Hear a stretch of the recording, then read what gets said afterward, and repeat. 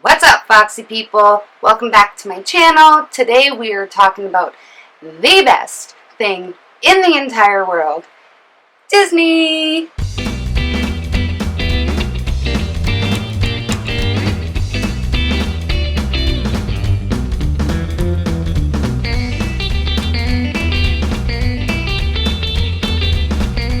I am completely obsessed with all things Disney. My wedding was Disney themed. I have Disney decor all over my house. My dog's name is Zazu. I am just completely obsessed with Disney. On our last Disney vacation, we had a large family going. It was my 6, my brother, sister-in-law, 2 nephews and niece, my parents, and our uncle. So that added up to 14 people, 7 kids and 7 adults. So when I was researching the best way to go about planning a trip for a large family that wasn't going to break the bank more than Disney already cost, I didn't really find much when it came to information on this. I found either regular sized families, 2 to 6, or large groups like schools, sporting events, that kind of stuff. So I had to watch hundreds of videos and read a whole bunch of articles and stuff, and I was able to, I think, work out some tips and tricks that I can share with you guys that will help you along the way to make your Disney World vacation the best and not break the bank. So in this video, I'm going to explain to you exactly how I was able to plan the trip for our family of 14, as well as even if you don't have a big family, these tips and tricks will help you as well. Now, just a quick little backstory thing. The kids ranged from 16 all the way down to 3. So in this part 1, it's just going to be about planning the actual vacation. Part 2, I talk about more things that you can do while at the parks. Talk about my Disney experience and fast passes and all kinds of other little things I learned while at Disney World, as well as things I've read up on.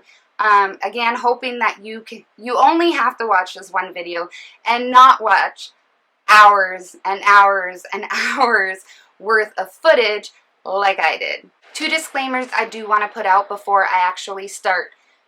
The tips is, number 1, right now we are in the middle of COVID. Actually, we're hopefully on our way out. Disney World literally just opened 2 days ago. They have a lot of precautions and procedures in place, as well as every other place in the world right now. So these tips and tricks that I'm going to give you are more or less for when we're back to normal. Hopefully that is soon. If these procedures that are happening at Disney World right now do last for a couple years, or they do become the new norm, I will redo this video. This information is for your vacations when the world is back to normal, hopefully. Second little thing, and it's not little, it's actually my top piece of advice, is use a travel agent.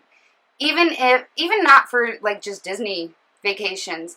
Travel agents are amazing. They don't cost you anything because the venue pays them. If it is for Disney World, I would suggest finding a travel agent that does specify or specialize in Disney planning. Our travel agent was amazing, and I will link all of her information down below. Even if you're not in Canada, I'm sure she can still help you. She would answer all my emails when I messaged her freaking out that I missed something or I was going to forget something or whatever. I would email her at 4 o'clock in the morning and she would answer me as soon as she woke up, like normal people. She was also able to, and I'm sure other travel agents can as well, but if a promotion came out after we already booked our trip, she was able to have it applied to our payment, which in turn would either give us a refund or pay.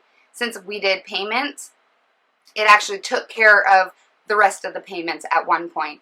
So that's why I suggest a travel agent. Also, there's a lot that goes into Disney planning. Unless you've done it multiple times, everything changes, everything's new, pricing changes all the time, procedures change all the time, and they are on top of all of that. So I would highly suggest a travel agent. It doesn't cost you any money, and it is just a solid peace of mind, I would say. Okay, so let's get into the tips. When to go is probably the most popular question, the most asked question. I'm on a bunch of Facebook groups with Disney World and Disneyland and Disney Planning and all kinds of different groups, and that is definitely the most requested question that I see is when to go. Nobody can give you an exact answer for that because it will all depend on what you want and what is good for your family. Although I will go into some busier times and some less busier times. Again, it is Disney World. It is never going to be dead. It is always going to have a crowd. Yes, there are some times that are slightly less crowded, and there are times that are extremely crowded, to capacity, have to close the doors type thing. Keep in mind that the hotter the weather, the less crowds, and the cooler the weather, the more crowds. So it will all depend on if you can deal with the heat and prefer less crowds, or if you don't want to deal with the extreme summer heat in Florida and you're okay dealing with busier crowds. Are you willing to take your kids out of school for your vacation? Because that's going to determine a lot of things as well. Disney World is a lot busier on school holidays or regular holidays, summer break, that kind of thing, spring break, all of those. Disney World will be busier in that time. So if you want a less crowded time, then take your kids out throughout the year. Take your kids out of school for a week or so throughout the year, and you will deal with less crowds that way. Holidays and special events will bring in more crowds, and weekdays seem to be less crowded than weekends because weekdays, the Florida residents are in school or work or whatnot, so they're not going to the parks, so that it's less crowded for travelers than weekends would be. Disney has done a lot of planning to ensure that there's no downtime. In historically lower crowd seasons is when they will promote free dining or promos on rooms and park tickets and that kind of stuff. They're trying to ensure that their park is never empty. Also, when crowds are significantly lower, this is when rides will go down for refurbishment. Sometimes hours get cut shorter and shows and parades are canceled. So let's talk about the worst times. This includes either super crowded seasons or very, very hot months. So the first week of January is considered worse because there is more crowds. People extend their holidays. They're still off from school or work. So the first week of January is usually pretty crowded. The rest of January, however, kind of falls into both best and worst categories. Worst because it's colder, and usually in January all the water rides go down for refurbishment because nobody's riding the water rides in winter. But then it also falls into the best category because the crowds are significantly lesser than pretty much the rest of the year. So second to fourth week of January is really best and worst depending on what you want. Beginning of February to about the beginning of April is really, really crowded. This is when cheer competitions, sporting events happen. The best thing to do for this is check the crowd calendar. I will link it down below. It will tell you usually when these sporting events and dance competitions are going on, and to kind of avoid that time. When we went in the middle of spring break, unfortunately, and cheer competitions. So our hotel was just loaded with a couple different cheer groups, and it was not pleasant. And not because it was crowded, it was more the preteens thinking that they run the place, right? Now, mid-February to mid-April is always kind of up in the air because of spring break. Every state has a different week for spring break. Every country does. I know ours is always in March around St. Patty's Day. It all depends on when Easter falls.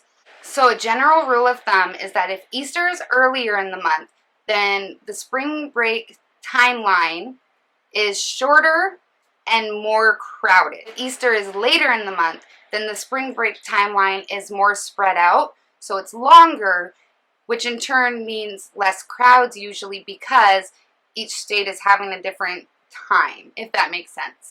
Easter weekend and the following weekend is the third busiest time of the year next to Christmas and Halloween, as well as President's Day.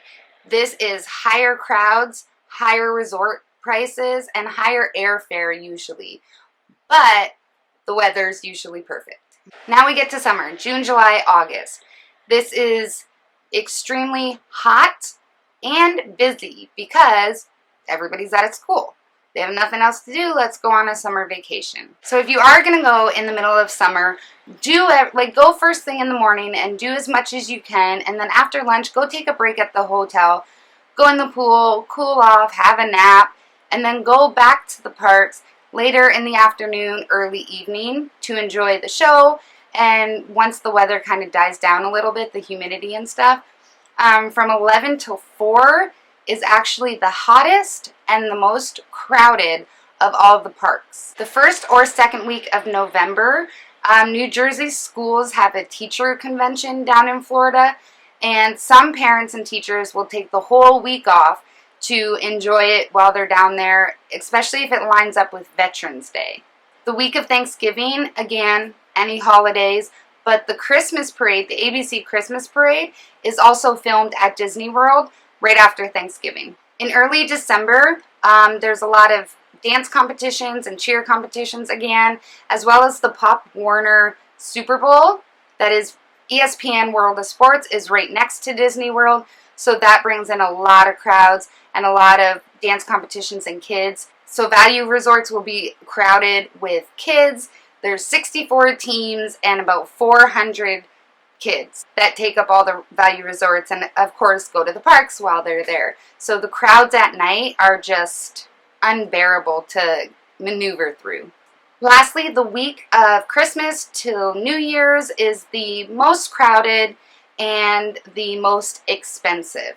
They can raise their prices in this time because people are going to pay it. People want to spend New Year's Eve at Disney World or spend Christmas at Disney World. So people will pay the prices. So Disney is smart business. They're going to raise the prices. So it's the most expensive as well as the most crowded. On top of that, they do close the park earlier than usual on the nights that they have the extra ticket event, Mickey's Very Merry Christmas Party, and around Halloween they have Mickey's Not So Scary Halloween Party, and they will close the park early to just regular day guests so that the nighttime party can go on. So if you're going around the time that these events are happening, make sure that you either go to a different park on the day that Magic Kingdom has that party, if you're not going to go to the party, because you won't get the full experience for your money, because I think the park closes at like 7 o'clock for park guests. Crowds usually start about December 20th and run into the new year for this. So basically any holiday or special event is going to bring the crowds to Disney World. It's going to bring the crowds to anywhere usually, but Disney World is the most popular and most requested vacation spot for families. So let's talk about some best times to go. Again, that second week of January into early February, like I said, they kind of fall in the best and the worst. So it's going to be less crowded, it will be cooler weather, and some rides will be down for refurbishment. But the prices are also lower because they know it's a dead time usually, so they want to bring people in. Weekdays in May, crowds and prices are pretty moderate, and the weather is pretty nice. Like, it's warm, but it's not hot, except for Memorial Weekend. That will be crowded. Again, it's a holiday. So second half of August into September is historically the best time to go crowd-wise. It is the least amount of crowds next to January. Like, September does have the least amount of crowds, but it is extremely hot and this is hurricane season. So you should be prepared for that. Although Disney usually offers free dining in this time frame because they know that the crowds are so low, and again, they want to bring people in. And lastly, most weekdays in October, November, and December, unless it's bringing up a holiday like Thanksgiving, Christmas, New Year's. And again, keep in mind that the 2 after-hours parties will affect the hours. So just plan to go to a different park on those days if they fall into the week that you're there. But the weather's usually really nice at this point. The crowds are less because people are waiting for the holiday for Christmas or New Year's, or just doing the after-hours party. So the crowds during the day are much lesser, and the prices are a lot lesser. Lesser? Is that a word? Lower? Sure. Tip number 2, how long to stay. Obviously, this is completely up to you, what you can do. Some people only have 1 weekend to crush everything out. But the longer you stay, the cheaper your park tickets get, because they want people to stay longer, right? The way pricing works for this is that a 1-day park ticket is around $110. If you get 5-day park tickets, it's $83 per day. 10 days is $47 per day. This is without park hopper, which I will discuss that more in part 2. And this only works on park tickets, not room rates. So if you can stay longer, it kind of works out better in that aspect. So our situation, we knew we were going for a week, but then we have 2 travel days. So that gave us 5 days, but I highly suggest having a rest day in between, especially with kids. Not even just with kids, with adults too. There's so much going on. There's so much stimulation, and you're go, go, go, go, go from the minute you wake up to the minute you go to sleep. So having that one rest day in between the week, like smack dab in the middle of the week, it worked out so good. Spend that day at the hotel. Do a resort hopping. Go see other resorts. But most resorts always have some sort of activity going on. Movies under the stars. There's a campfire and sing-along and movie at Fort Wilderness.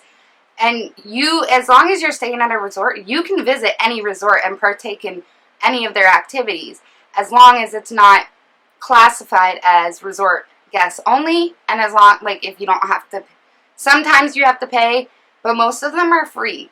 So spend a day going to Disney Springs or doing a monorail crawl or whatever. There's so much to do around there that you don't have to go to the park. Have that one rest day for your sanity and your kids. So we were set on 4 park day tickets. We were going to do Magic Kingdom, Epcot, Rest Day, Hollywood Studios, Animal Kingdom. Then when we got our airplane itinerary, or our flight itinerary, because we booked our flight after we booked our vacation, we realized that we were going to arrive in Florida at 9 o'clock in the morning, and we were going to be departing at 9 o'clock at night. So we decided to get a 5th day park ticket for our departure day, because we're going to be there until 9 o'clock at night. I mean, we go to the airport at 6, but I mean, that's still pretty much a full day. So we ended up getting a 5th day park ticket, which in turn brought all of our park tickets down for the other 4 days. And we were just gonna spend that first day getting into our hotel, hanging out at the pool, going grocery shopping, and that kind of stuff. But the more we thought about it, and the more we talked to our travel agent and stuff, especially with the kids, it's going to be like, we're here, but we're not quite here. Like we still have to wait till tomorrow. Oh my goodness. So it ended up working out to being about $10 a person to get that park ticket for our arrival day. So we went ahead and did that. Even if we only spend 3-4 hours at the park when we first get there, it's only $10, so it worked out. And we really only did spend a couple hours there. So when we landed, we got our Magical Express, we got to our hotel. Your rooms aren't ready till about 3 or 4 anyways, so you can't even go into your room. So we just left all of our luggage at guest services and hopped on a bus and went to the park for a couple hours. Then they texted me and told me that our rooms are ready. Went back to the hotel and got situated. And then we were going to go back at night to see the Magic Kingdom fireworks. But then we were up at 2 o'clock in the morning to go catch our flights and stuff. So at that point it was like, forget it. We're spending another day at Magic Kingdom and we'll see the fireworks then. But I love the fireworks show at Magic Kingdom. Honestly, I want to go back to Disney World just to see them. They're so good.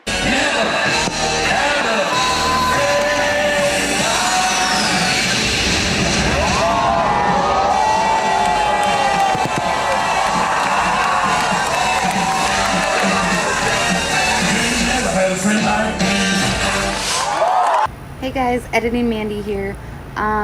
One thing I completely forgot to mention, when you're thinking about how long to stay, it will all depend on what you want to do in the parks. We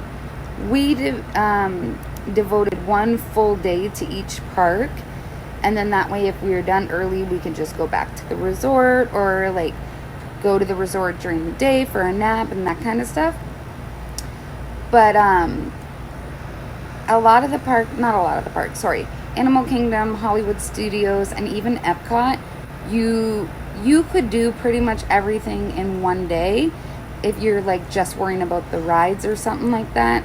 Like, meaning if you don't care about watching every stage performance and every show and that kind of stuff, if you're just doing the rides, then Epcot, Animal Kingdom, and Hollywood Studios, you really could do only half a day at.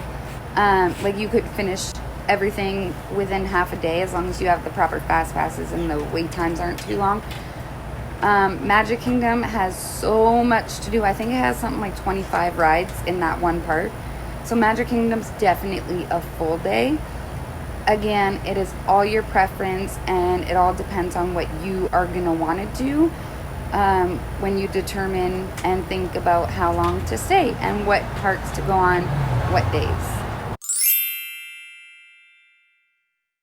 Tip number 3, where to stay. Again, this is going to be a personal preference, but guys, Disney World is huge. 25,000 acres it sits on top of. That's the size of San Francisco, or 2 Manhattan Islands. It's huge. It employs 74,000 employees. This is between like the cast members, the janitors, the bus drivers, even the taxi drivers. It even has its own fire department and water filtration station. Like, it is its own town, its own community. It's literally like its own city. So they have about 25 hotels, or they call it resorts, and they are categorized in 3 different categories: value, moderate, and deluxe. And the categories are based on price, location, and room size. All resorts will offer free activities on certain days and times. And yes, off-site hotels are always going to be cheaper. You can absolutely find a cheaper off-site hotel. We were looking at like a huge house to rent with multiple rooms so that we could all be together. But the perks that Disney offers for staying on property or on site far outweighs the money you're going to save.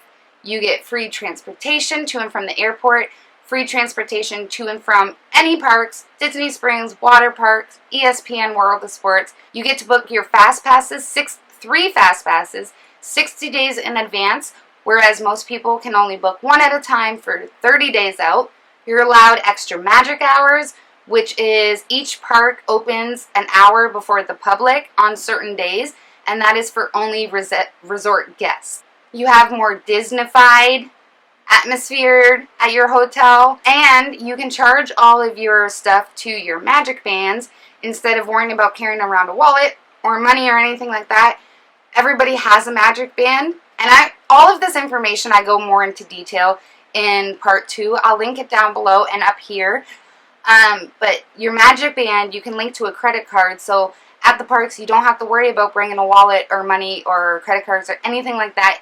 You just tap your band and insert a pin. We prefer staying at value resorts because we don't spend a lot of time at the resorts. We are there for the perks. I know a lot of people love spending time at the resort, and there's nothing wrong with that. I personally suggested that we have a resort day.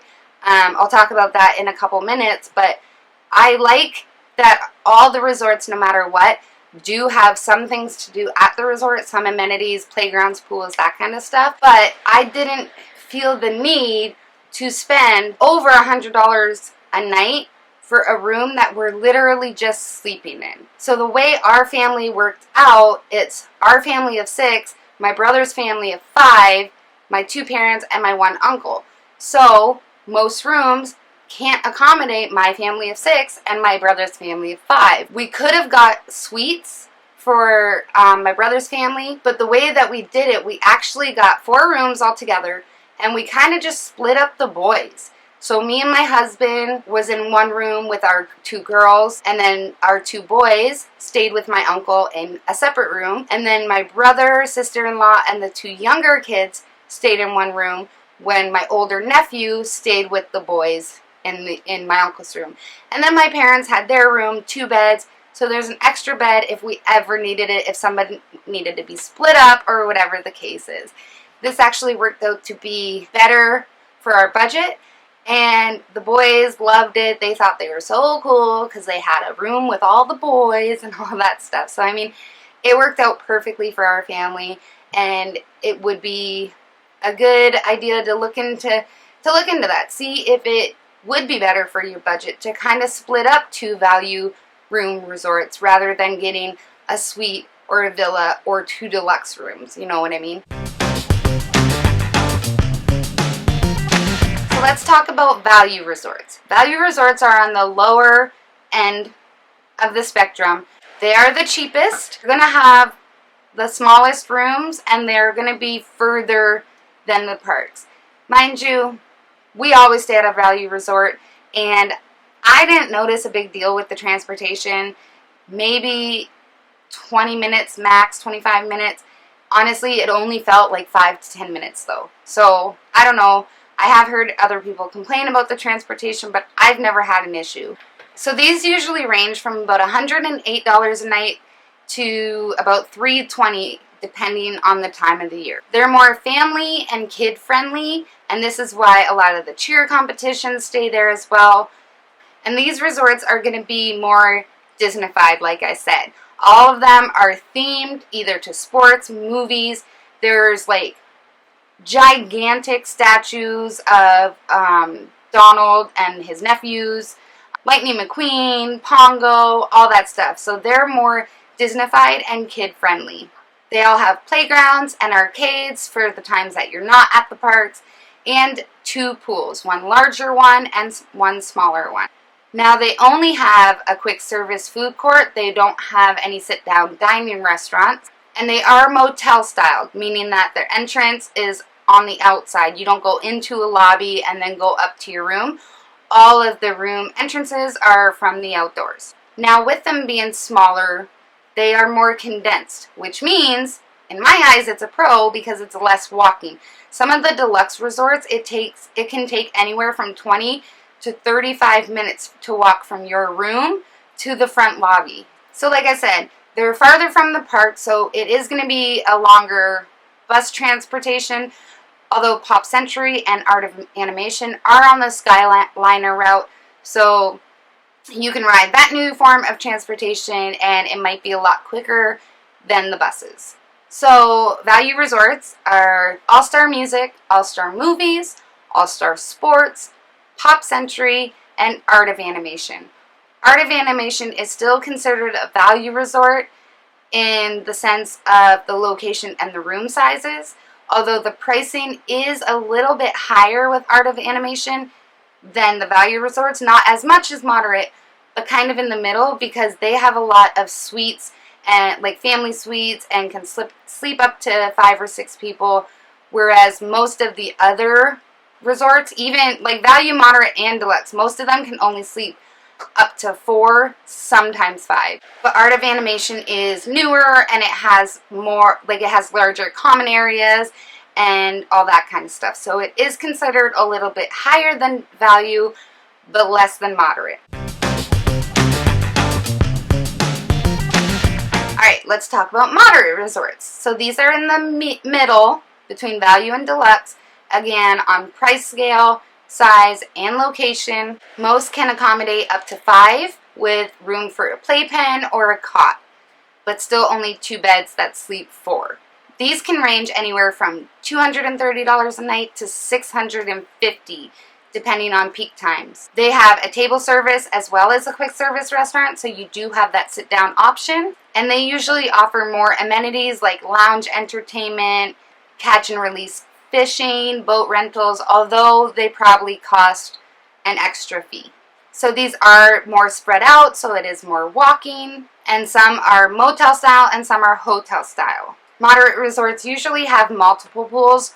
Usually their large one has a slide of some sort, and then they have 1 or 2 smaller ones around. And although they're not Disney themed, these hotels are still themed in some sort or some fashion.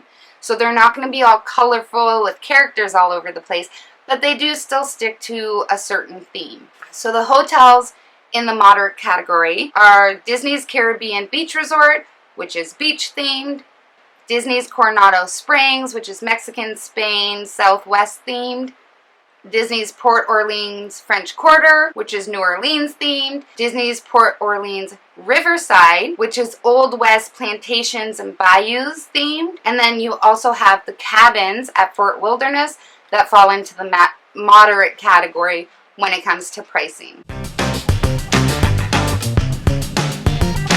Then we have deluxe resorts. These are going to be the biggest, the best, the most expensive. These can range anywhere from $432 a night to about $1,100 a night, sometimes more, depending on the time. They're more lush and extravagant decor and atmosphere. They have the largest rooms out of all the resorts. Most of them include either a patio or a balcony. They're all hotel styled, and they all have the biggest and best pools. Usually they're themed with water slides or a lazy river or something like that.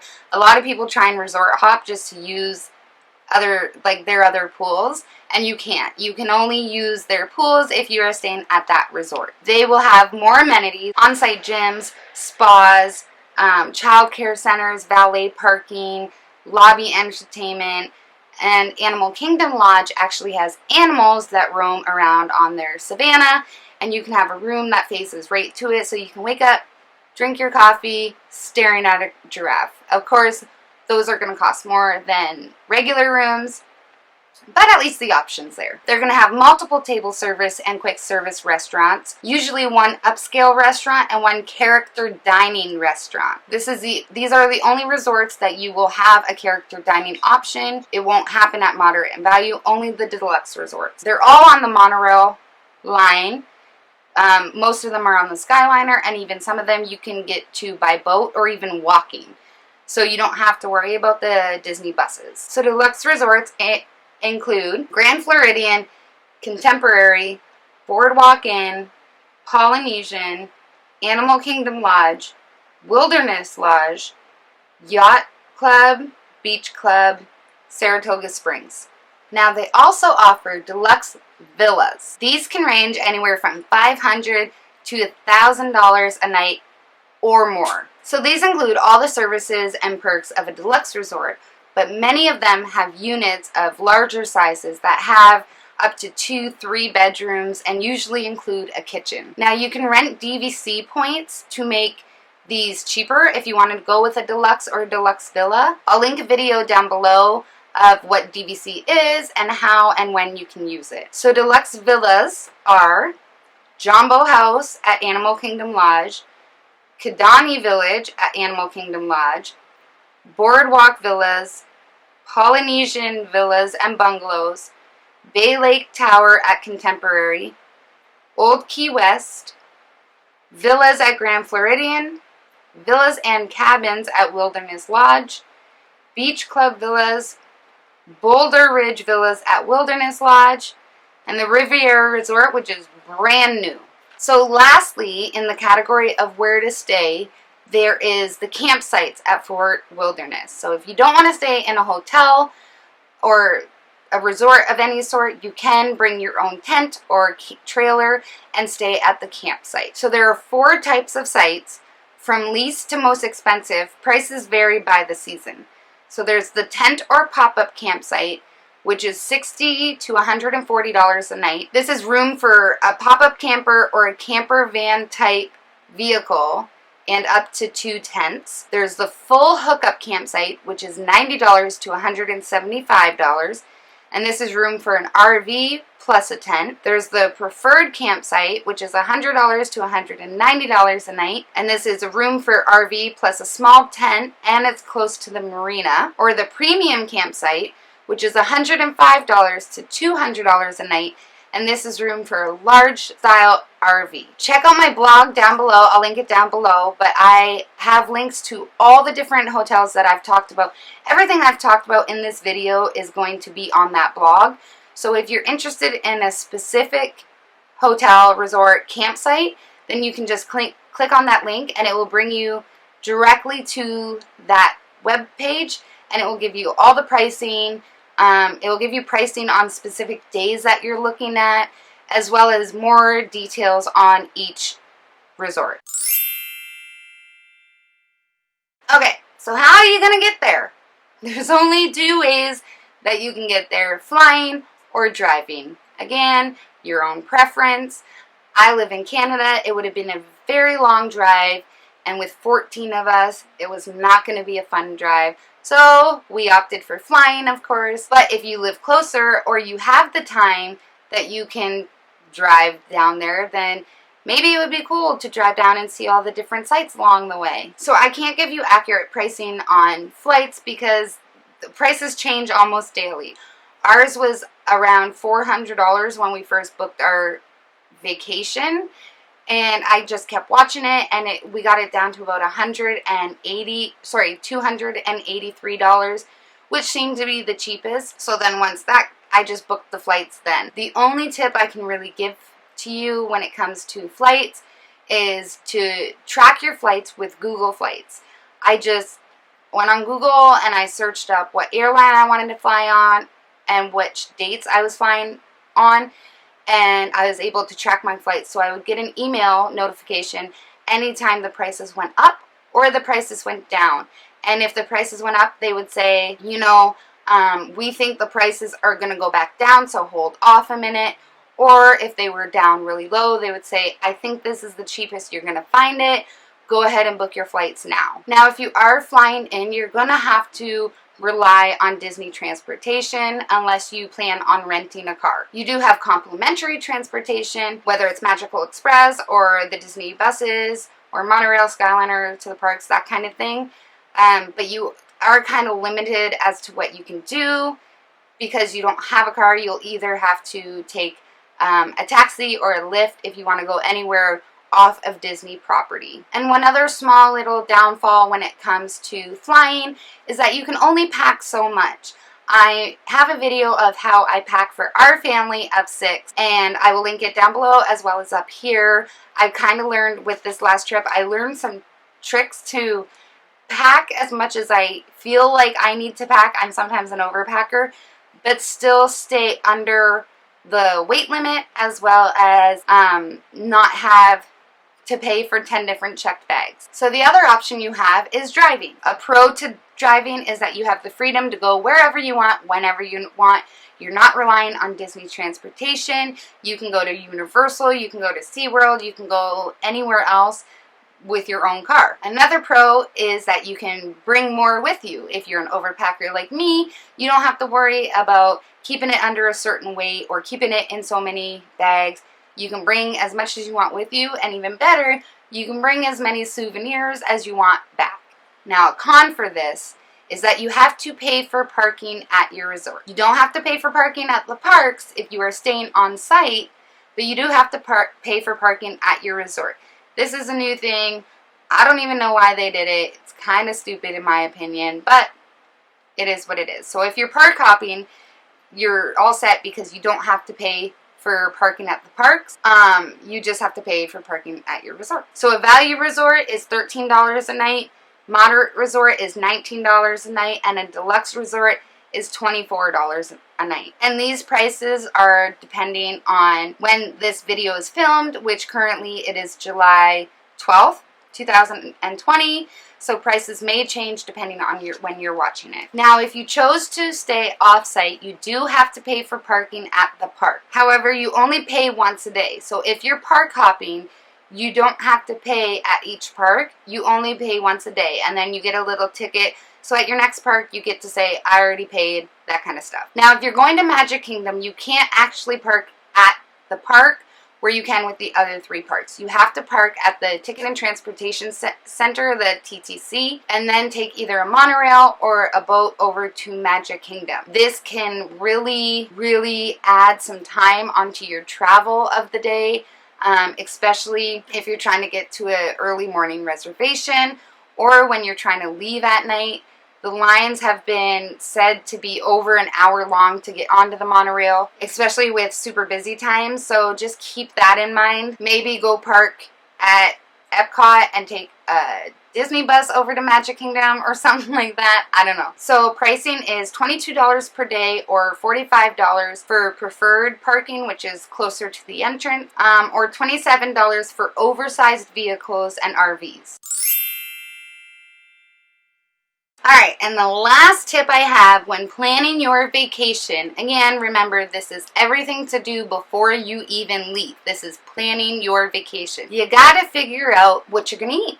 I mean, everybody has to eat, right? So, Disney offers a dining plan. You do not have to take it, but if you do want it, it does have to be paid for before the beginning of your vacation. I go into extreme detail in this in another video, but I'm going to brush over the dining plans really quick. Now, Disney has made it easy for everybody on any sort of budget by allowing us to bring in our own food and drinks. So, unlike a lot of other theme parks that I know, around here at least, Disney allows you to bring in your own foods and drinks, so you don't have to even buy Disney food. You can order groceries online and have them delivered to your room from either Garden Grocer or Amazon. If they get delivered before you arrive at your hotel, guest services will hold the food for you. They have refrigerators and freezers and all of that stuff. We like to go to Walmart and get all of our grocery shopping done there.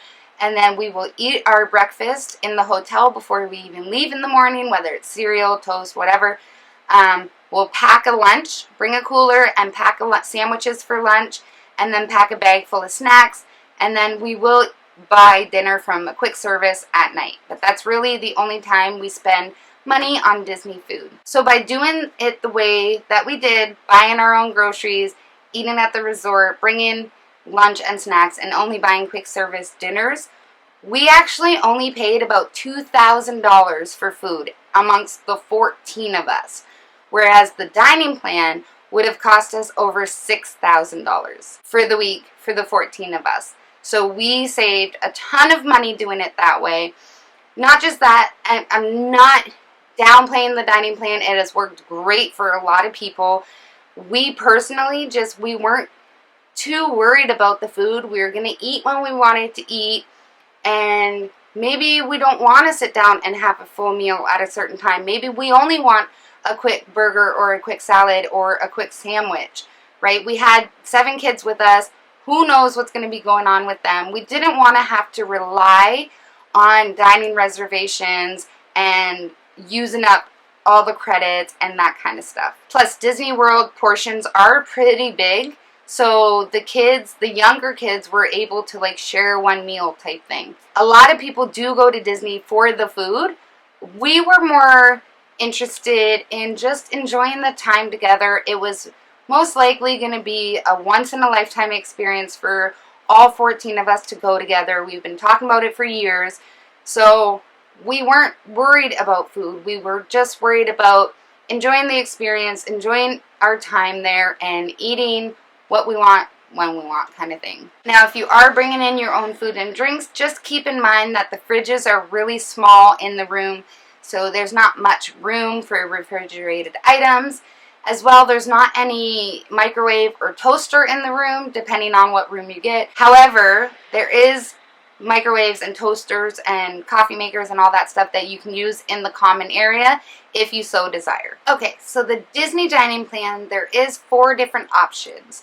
I'm gonna leave a link down below letting you know exactly where you can use it, what it is considered a snack, all that kind of stuff. And again, I do go into more details about it in a future video. I'll link that as soon as it's up. So the cheapest of them is the Disney's Quick Service Dining Plan. This is $52.50 for adults per night of your stay, like per hotel night, and $23.78 for children 3 to 9. Children under 3 can eat free off of their parents' plate. So this dining plan includes 2 quick service meals, and each quick service meal includes an entree and a beverage, and then 2 snacks per day with your refillable mug. Everybody on the Disney dining plan that is staying at resorts will receive a free refillable mug that you can fill for your entire length of stay at like a pop station. Option number 2 is called the Disney Dining Plan. $75.49 per night for adults and $27.98 for children 3 to 9. This includes 1 quick service meal, again the entree and beverage, and 1 table service meal, which is an entree, a beverage, and a dessert, or a buffet, as well as 2 snack credits per day. Now the third option is the new one. It is called the Disney Dining Plan Plus, and it is $94.61 per night for adults and $35.01 per night for children 3 to 9. And this includes 2 meals per night of your stay, and you can choose whether they're quick service or table service or 1 of each, as well as 2 snacks and your mug. Now the last option is the Deluxe Dining Plan. This is $116.25 per night for adults and $43.49 per night for children. And this includes 3 meals. Again, you can choose whether they're all quick service or all table service or break them up. 2 snacks per day and your refillable mug. You also get an appetizer with your table service lunch or dinner meals. Now signature dining, such as Cinderella's Royal Table or Be Our Guest for dinner, will take 2 table service credits. Be Our Guest does offer breakfast and lunch as a quick service option, and that's only 1 quick service credit. But any signature dining will take 2 table service credits. So on one of your other days, you have to either buy your own food or get your own food or whatever, because you're missing out on that other table service credit. Now most resorts also have in-room delivery or pizza delivery. Again, you can use your dining plan credits towards this. Sometimes you do have to pay a delivery fee. Now you don't have to use all your credits as they're laid out. So you get 2 meal credits and 2 snack credits per day, let's say. You don't have to use 2 meal credits and 2 snack credits per day. So if you're there for say 5 days, okay, so now you have 10 meals and 10 snack credits. You can use 5 of those credits in the first day if you want, but then you'll have to pay for the rest. A lot of the times people actually end up with extra snack credits by the end of their trip, so they are either wasting money because you have paid for this dining plan beforehand. So just make sure you're staying conscious of that. There's a lot of pros and cons when it comes to the dining plan. Again, I will get into that in the separate video. I will link a dining plan video that I really enjoyed down below until I come out with mine. So check that out if you have any more questions about the pros and cons of the dining plan. And also keep in mind that gratuities are not included in your dining plan, so you do have to pay for that out of pocket. But a lot of people love the dining plan because you pay for it ahead of time, and then you don't have to worry about it while you're there. You don't have to worry about the money. You don't have to worry about if you can afford another meal or whatever the case is, because it's already paid for. Again, you just have to pay for gratuity and any food on top of the credits that you are given. One last quick tip I want to throw into the whole food category, but again, I go into more detail with it in part 2, is mobile ordering, especially quick service. only with quick service. You can mobile order right on My Disney Experience. You just look up the restaurant that you want to go to, order your food, pay for it. Once you get to the restaurant, click on a button that says, I'm here, make my food, and they make it and bring it out to you, and you don't have to wait in line at the quick service restaurants to order your food and pay and then wait for them to cook it. A lot of people don't even know about this, and it actually saves quite a bit of time in line. One last thing I forgot to mention is download the My Disney Experience app. It is the best app to use. Like, everybody uses it. It's gonna kill your phone battery all day. You can check wait times at all the different parks, do your mobile ordering, check character meet and greet times, check for ride closures, open the door to your hotel room, do online check-in. It is like everything you need to do or want to do at Disney World, you can do through My Disney Experience. So download the app before you even go on your vacation and just get familiar with everything and like where to find everything. So there you have it. Those are my tips and tricks on how I suggest to plan your Disney World vacation. Again, a lot of it is just your preference. You might want to go and at a different time than I would go, or stay at a deluxe when I prefer value and all that kinds of stuff, right? So it's all to your preference, but hopefully this one video gave you all the information you need so that you don't have to watch multiple ones. Make sure that you're subscribed to the channel because I have tons of other Disney content coming out, as well as other mommy and lifestyle hacks and cricket tutorials. Make sure you give this video a big thumbs up so I know that you like this content and I will continue creating Disney content. Comment below if you've ever been to Disney World, or if you haven't, if you are planning a trip and want to go, let me know. I love hearing about everybody's vacations and trips and all the fun that they have. I actually got engaged at my first time at Disney World and it was beautiful. So yeah, do all the things. My blog is linked down below as well in case you want to read over this information another time. Thank you guys so much for watching, and I'll see you in the next one. Bye, guys. And have less crowd. And because the spring break, what is the word I'm thinking of? Situation? Timeline? Season? Spring break season? All the stuff you want. What is it called? Now they also offer, oh, I should have said that before. Insert before. But, okay. It's called the Dining Plus. Damn it.